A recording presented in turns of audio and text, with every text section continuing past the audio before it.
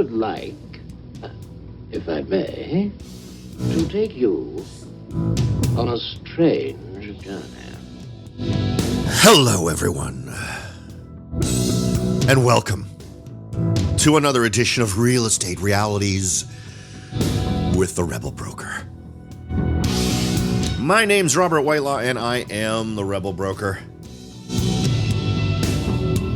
Licensed real estate broker in the state of California, member of the National Association of Realtors. But please, don't hold that against me. Finally back with an update, folks. Had a very big change in the plan on Thursday last week. We'll get into all of that. This is really going to be a show focused on the remodel I'm going through, and when things change, what do you need? How do you handle that stuff? Hope it's helpful. A lot of interesting insights for me over the last week. So we'll get into all that. Before we do, let me invite all of you to head on over to therebelbroker.com. Why not? You can reach out, just click contact in the menu bar, and you can send any ideas, suggestions, observations, or questions that you might have. Also, while you're there, you can go to the top of the website, click the big red button that says take the survey to support the show. Why would you want to do that? Why would you want to support the show? Well, in case you just don't have that deep, burning desire to help the show, let me try to motivate you by offering you the opportunity to win a $50 Amazon gift card. Now, this isn't the first time we've done this. We've given away, I don't even remember how many, $350, $400, $450 worth of Amazon gift cards. We've been doing it monthly. We'll be doing it again this month. We have not done it for May yet, but we usually do it within the first couple of weeks of the month. We'll be closing the door on new folks on it. Well, not closing the door. That's the wrong way to say it. Not closing the door in that we're going to stop doing it, but in other words, the drawing for this month is going to happen. I'm thinking Friday next week. So a week and 2 days from today, we'll go ahead and do the drawing. So if you want to put your hat in the ring for that $50 Amazon gift card and potentially walk away with 50 fabulous Amazon bucks to spend as you please, you will want to go over to the website, rebelbroker.com, therebelbroker.com. Click that big red button at the top, use the same email address both times you're asked, answer a handful of demographic questions, and you're done. You get submitted, and as long as you've used the same email address both times, you are entered, and I will select randomly someone to win that $50 Amazon gift card. And congrats to all the folks who've won so far, and good luck to all of you who are about to put your name in the hat. So there's that. What else? Anything else? God, I feel like there's so much stuff I should be updating you on since last time we spoke, aside from the stuff I want to focus on for the show. The other thing you might want to do is jump into the Rebel Underground. Now, this is a group of folks who want to get access to additional content, stuff that goes into maybe a little bit more detail, but also provides it in different ways. So obviously this is an audio thing. It makes it difficult for me to share photos or images or video with you. I try to do that through things like Pinterest and whatnot. And for those of you who've been following me on Twitter, Pinterest, Facebook, and Google+, you've noticed that I've posted a few things about what I've been doing over the last week. And thank you for those of you who like my coffee mug, which was featured prominently in one of the photos that I posted. If you'd like to become a member of the Rebel Underground, just feel free to text the word Rebel Broker, the number 44222. That's text the word Rebel Broker to the number 44222. If you don't want to do that, if that just sounds annoying as all get out to you, feel free to head over to therebelbroker.com, go to the show notes for any recent show, today included, and you'll see a button that says join the Rebel Underground. And then you're set and you're in. As any current member of the Rebel Underground will tell you, I do not hit you over the head repeatedly with spam. I don't give your information to anybody. I don't spam you. I'm not constantly pestering you to buy X, Y, or Z. And one interesting thing I would note about the Rebel Underground is I've got plans, right? For those of you who've been listening for a while, you know that I kind of have this overarching plan for the show.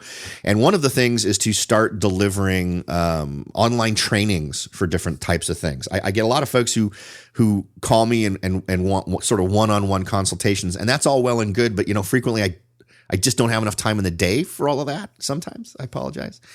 However, there are some, I think, good things I could put together in online trainings, and some of those will be available free to members of the Rebel Underground. For folks who aren't members of the Rebel Underground, those will be part of a pay to view kind of a thing, as a way to sort of get the show on a paying basis.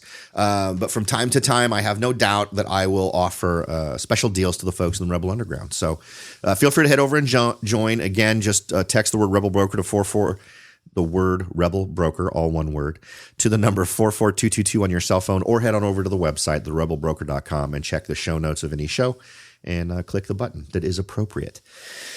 Okay, so let's bring everybody up to speed. It has, as of today, today is Wednesday, May 3rd. I'm not gonna record this show and then save it for tomorrow. I'm actually gonna try and see if I can squeeze out a little more time later today to do another show for Thursday. If you're listening to this, it's gonna, as I record this, it's 7:51 a.m. Pacific time. Things will start hopping here probably within the next hour in terms of contractors arriving. And I wanted to give you some insights. For those of you who've been paying attention and know the schedule I was kind of working on, my original plan was to have the countertops done and then a week later have the cabinets done. I got a call Thursday last week from the folks who were going to be doing the cabinets saying, hey, we have an opening, or whatever happened. We could now move your remodel time for your cabinets up a week. Okay. I had a nice long list of prep things to do. Clearly, if you're going to get your cabinets redone, those cabinets need to be empty. In my case, I wanted to paint the insides of the cabinets prior to the work being done. So the first thought in my mind was, holy crap, that means I need to compress 8 days worth of prep work into 2 days. Why only 2 days? Because I had to show houses all day Saturday. So that left me only Friday and Sunday.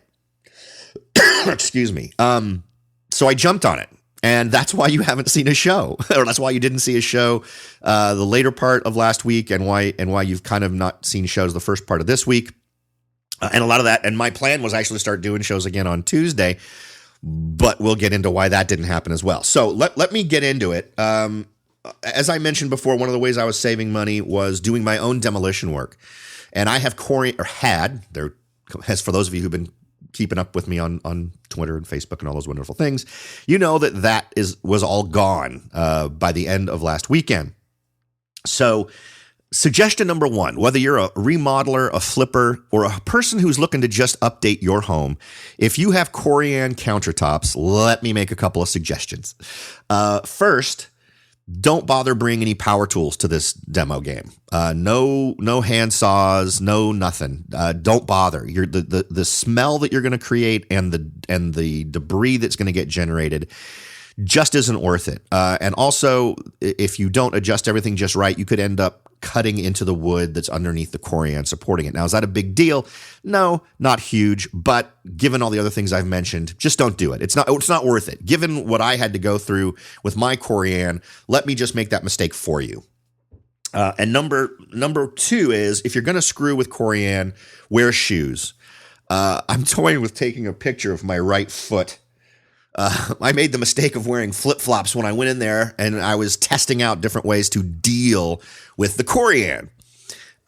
So I thought, let me just whack it with a hammer and see what happens. Did it, and a corner of it fell off and landed right on my right foot. So lesson one, always wear appropriate shoes. An idiot thing that I should have. Anyway, so there's that. But here's the thing. Corian really comes apart relatively easily. But another lesson I learned, don't just whack it anywhere. If you want to break it up into smaller chunks to make it easier to carry out, that's fine. But if you want to make it as easy as possible, what you're going to want to do is find the seams where the Corian was joined together and just whack right along the seam. And eventually, after you're done hitting it a few times, you're going to start to see right where that line is, and you'll be able to see which side of the Corian, right? Because there's a right side and a left side of the seam. You'll be able to see which one is under the other. In my case, and I don't know if this is true of all Corian installs, it wasn't just a straight butt joint. It was more there was one part that was under the other part. So once you figure that out, then you start whacking it on the side where it goes under, and that stuff will come apart in a heartbeat, and you'll be able to take it out in the same size sheets that it was installed in. Now, I was doing this by myself for the most part. For half of the time, I had one of my sons with me. And we were able to, with a little manhandling, get that stuff out of there. One caution I'm going to lay out for you, though, is if you're going to break it up into smaller pieces to make it more manageable for carrying, please be aware that when this stuff, if the Native Americans had access to corian instead of whatever they made their arrowheads out of, they would have used corian. That stuff, when it breaks and shatters into pieces, is ridiculously sharp. Ridiculously sharp. To like almost razor blade specifications. I just happened to graze it as I was coming around to pick up something, and it just sliced right through the shirt without even you know how usually if something catches on your clothing, it stops you? This just sliced. It was like someone took a razor. It gave me a little bit of a nick on the skin, but just be very, very careful. Wear those thick gloves if you are going to break this stuff into smaller pieces. Go for the seams if you can, though, because when you whack corian, it shatters into a million pieces. And as I said, it's super sharp. And the little teeny shards, if you've got kids running around the house in their bare feet and that stuff gets around and someone steps on it, that could be a big problem. All right, so managing the corian was number one. Number two on this list was getting everything out of the cabinets. Nothing complicated there. In terms of survivability, right? If you're still living in your house while this stuff is going on, you absolutely in your head need to as you're packing, keep track of what do I need to survive for the next week. In my case, it was one glass or cup for each human being in the house. It was one fork for each person, one knife for each person, one spoon, one plate, one bowl. That was it. The rest of it got put into boxes and over into a corner. If you are packing your home at the same time, like I am, so remember, I've been staging my home now, or sort of doing the prep work for staging for a couple of months in my spare time. I've moved a ton of stuff to storage. I've boxed up things I'm not going to need for the next 3 to 6 months. Make sure to keep those things separate because you don't want to inadvertently pack stuff you're going to need in that kitchen during that interim period before you actually get the property sold or flipped. And that has made things tons easier. Find a space somewhere else in the house where you can set up and you can have your toaster and whatever else you're using to sustain yourself until the kitchen is ready to go. Now, I'm on day 3 of not having a kitchen. The sink got installed yesterday. As I mentioned, the cabinet work, the countertop work was already scheduled for this week. The countertop is now in and done, and it is beautiful. I'll post pictures of that probably later today. The quartz was an amazing choice. The stainless steel, I went with a Kraus, I think it was Kraus, I can't remember the name. Went with a great stainless steel sink, went with a great faucet for I'll post it all. If I don't have pictures associated with the show notes, I'll absolutely be posting them to Pinterest, but I'll add the photo so you can all see it. I think it's coming out fantastic. Also happy with the choice of refacing of the cabinets. That's turned out to be fantastic. Some things, though, that I have learned that I think all of you need to understand, because I think it makes the absolute difference between full-on bang for the buck in terms of your remodel and not quite getting that full-on bang for the buck. Number one, assume nothing will happen when someone says it will. Initially, I was trying to plan things in a very tight way, meaning this person says they're going to get here at 11, so then I'll have, and it shouldn't take them more than an hour and a half to 2 hours to do what they're going to do. I'm going to have this other person show up at 1. Don't do that because it will not work. Despite the fact that I think the countertop guys and the cabinet guys are fantastic, the one true constant in my experience with these folks is nobody shows up on time. Nobody gives you a call.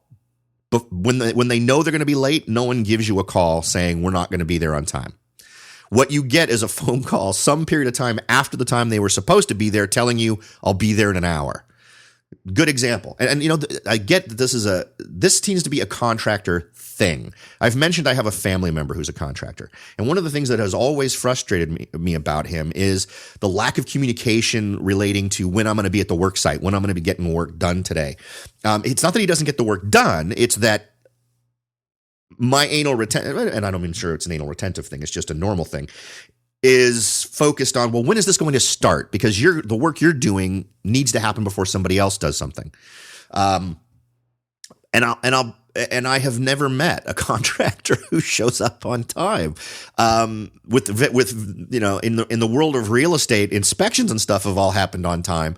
But in the world of contractors showing up to get work done, very rarely on time. Or let me say this, that maybe that's not fair. I have met a few contractors who've showed up on time.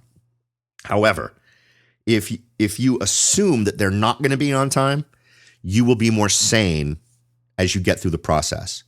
Now, I get some of you are now who are experienced flippers are probably now saying to yourselves, well, okay, Robert, that's a problem. Instead of just dealing with that, you need to not work with those folks. Yeah, okay. Once you have an established relationship with a contractor that you've been working with for a while and that stuff gets settled, fantastic. If you're someone who's doing this for the first time, or you're in an area where you're investing in a community where you're dealing with folks for the first time, you're not relying on word of mouth. You're relying on things like Yelp or whatever the process produced for you. I think it's better to be prepared for the worst rather than assume the best. So I get where you're coming from, and if I was someone who used contractors all the time and my business was flipping, I'd totally be with you. I would be focusing on the folks who I could count on to be there at a specific time. So you don't need to message me or write comments. I get it. But the point is to be prepared for that, to have a plan for that, to be in a position where you're not called out or not delayed or not screwed over in the instance where someone doesn't perform at the exact time that they claim. Now, we're going to talk a little bit more about this in a second. We're going to take a real quick break right here, so don't go away. I think we've got some really interesting lessons learned to share with you today, so don't go away. Are you ready to jump in and start your search for your first investment property? Maybe you've decided that it's time to own your own home, or maybe you're ready to sell your home and move on to something new. No matter what your goal is, the Rebel Broker can help. That's right, aside from hosting this show, I am also the owner-broker of Whitelaw & Sons Real Estate Services right here in Silicon Valley. With over 25 years experience serving Silicon Valley, Morgan Hill, San Martin, and Gilroy, I or one of my great agents can help you achieve your goals in real estate. So if you're ready to look into taking that next step towards achieving your real estate goals, point your browser at www.soldbyrobert.com. That's www.soldbyrobert.com and get in touch. Let me show you how I will earn your business and your respect. Again, that's www.soldbyrobert.com, or you can call me at 408-852-0525. California Bureau of Real Estate ID 00984-909. Welcome back, everyone. We're really kind of covering lessons learned since the last time we talked. Now, as I mentioned at the beginning of the show, I got an opportunity to get work done sooner. So instead of waiting for the middle of the month for things to be done in terms of the primary work, the first week, it's going to be done all this week. And I guess so that first lesson is be flexible. Even if a concept scares the crap out of you, don't make a spot call that you may regret. As I mentioned at the beginning of the show, when I first got that call on Thursday last week that they could move my install date up a week, I ran down the list of things I intended to have done over the course of 8 days and now started trying to mentally comprehend compressing it into 2 days. And it seemed daunting, but the benefits were simply too great, right? As I've mentioned before, my experience in my marketplace is that this month and the beginning of next month are the perfect time to list a home for sale. Sellers tend to get the highest price in the shortest period of time. So there you go. I've also mentioned that I have a family member who's a contractor and he's going through some health issues at the moment. He's still doing work for my mother, and there is no way on God's green earth I'm going to be able to get to steal him away from my mother. The price I would pay for that at the Thanksgiving table is just too high. So I'm working around that as well. And we can talk about that in a minute. Anyway, so the last thing we were talking about was assuming the worst, being prepared for things that are annoying. And the first one on the list is contractors showing up late. And I, again, as I mentioned before, the folks doing the work for me, the work they're doing is outstanding. So it's not that they don't do good work. It's that my anal retentive planning side wants to know that if you tell me you're going to be here at 11 a.m., at 11:01, we're shaking hands and you're getting ready to start. Now, the very first one obviously was Monday morning. That guy ended up arriving relatively late. No calls, no nothing. He just showed up about an hour and a half, 2 hours after he was originally scheduled to start. Didn't end up being a problem. He got going and he's on track and everything's wonderful. Still on track to finish by Friday. Didn't get up in his face about the fact he was late. I mentioned it. I said, I thought you were going to be here at this time. Glad to see you. Let's get to work.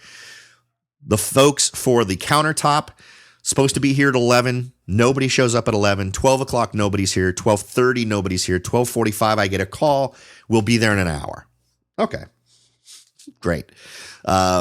Still amazed they managed to finish, but they did finish. They finished at something like 7 or 7:30 last night. So great. And it's beautiful.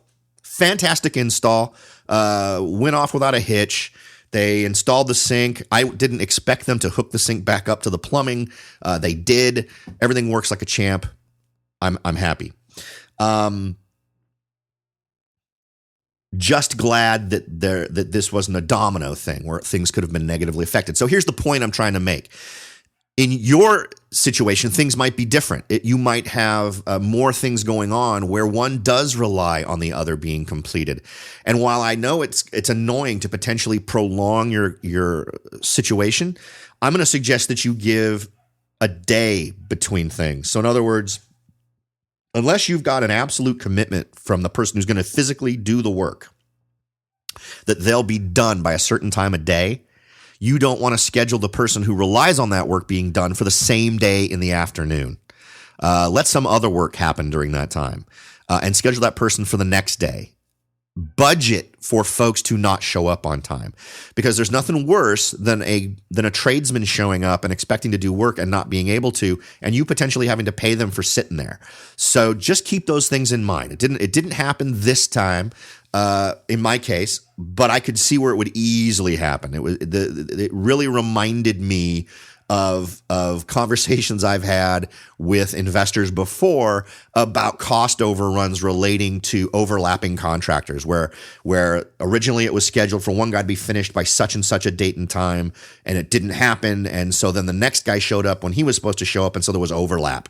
So you ended up with one tradesman sort of following behind the other tradesman as the one finished their work, the other one got their work done and caught up with them. So just something to keep in mind. The next thing I want to tell you is you will make money if you stay at the property while the work is being done. How will that happen? Well, because A, you can constantly check in and see that what you want to have happen is happening. And B, when they ask you, if you were there, they're going to come and ask you questions. Well, hey, I noticed this. Do you want us to take care of this? And then they'll do it. And they'll show you what they're going to do. If they have to call you, I think the odds are, A, they won't call you. They'll just make the call themselves. And B, there's a high probability that what they describe to you is not going to be something you can imagine. Right? You can't visualize what they're talking about, either because their ability to communicate it to you stinks, or your ability to really imagine it stinks. But either way, the problem gets solved by you being physically there. Because I'll tell you what, we set out very clearly what the cabinet guy was going to do.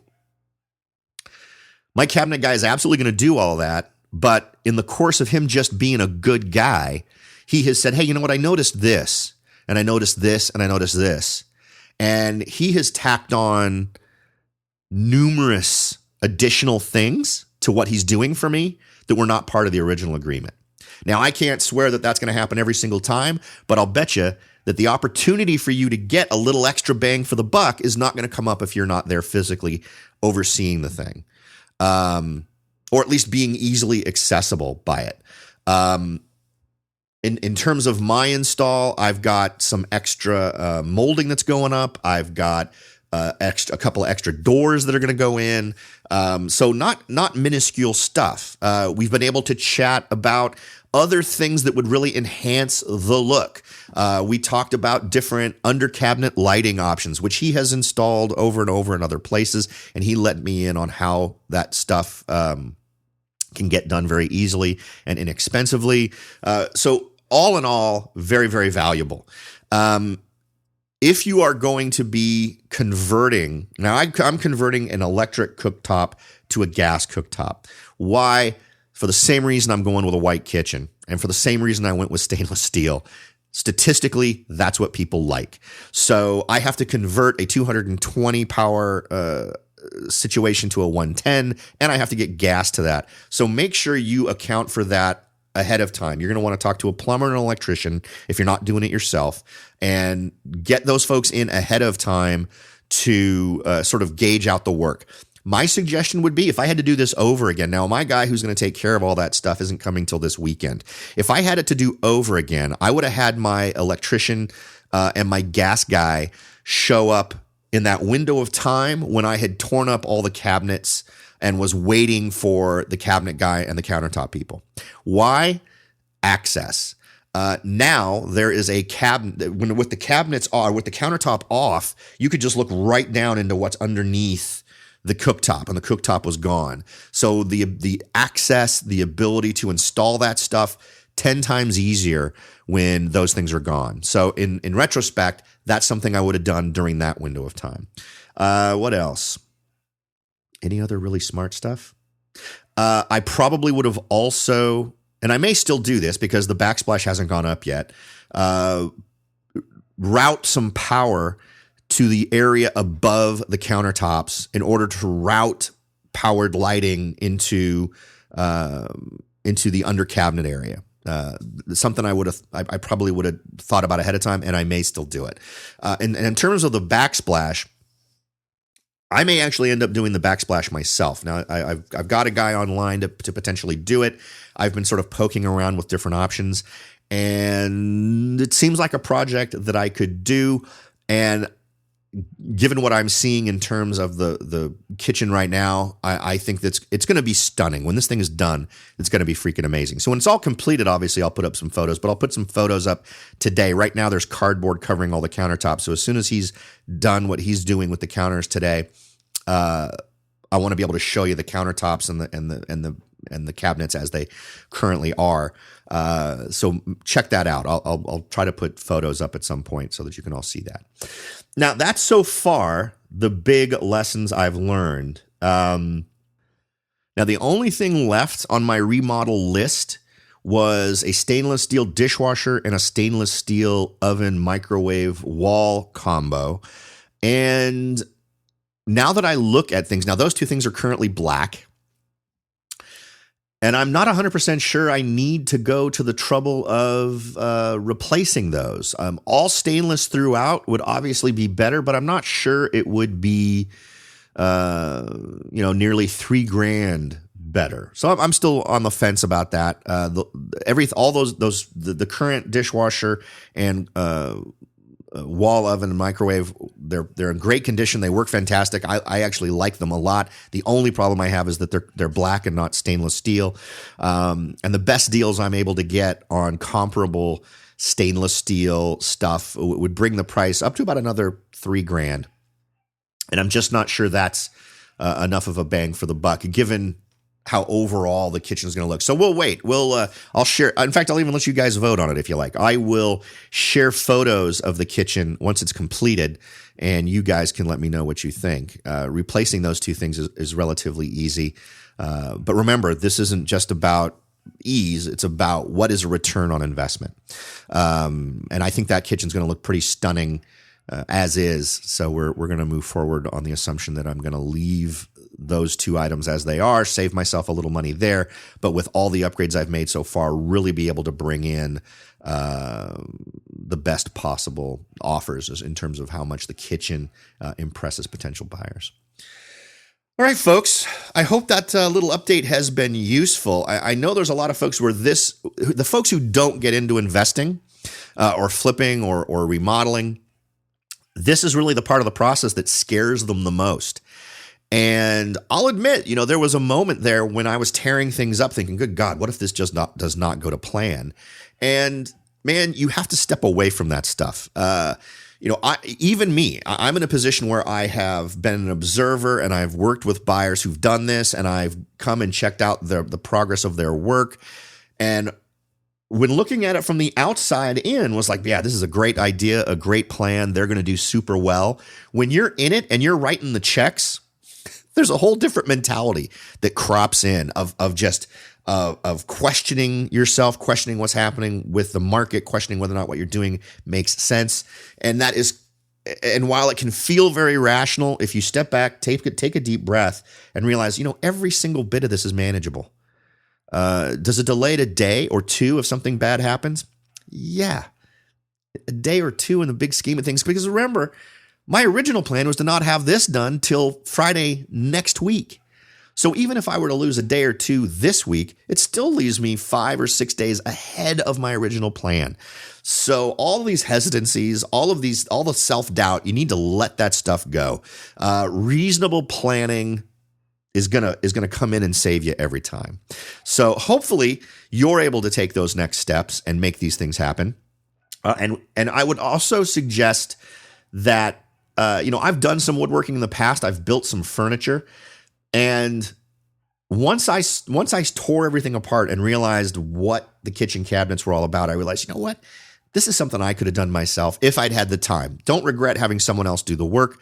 I'm getting older, and my ability to crank stuff out in a weekend is not as good as it was 15 years ago.